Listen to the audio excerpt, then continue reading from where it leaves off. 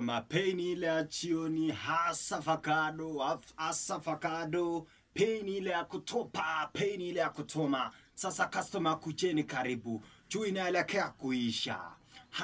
Avocado nauza kwa shilingi 51. Mnajua watu walikata avocado, wengine wakauza wakibima huko Roret. Sasa customer kwa nani? 50 kwa nani? Mara ya kwanza, mara ya pili customer. Ile 50 kwa nani? Customer, nasikia unauza hasa avocado. Sasa mimi nataka avocado. Iko wapi sasa? Ndio hii. Oh. Sasa kitu kidogo kama hiyo unauza mzee. Kitu kama mapera. Hata mapera iko afadhali juu ndani inakula yote.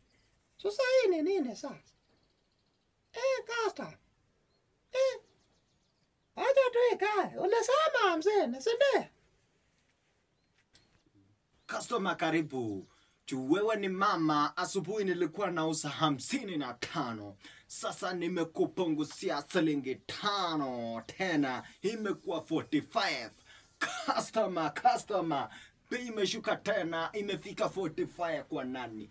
45 kwa nani? Hasa avocado ni tamu sana.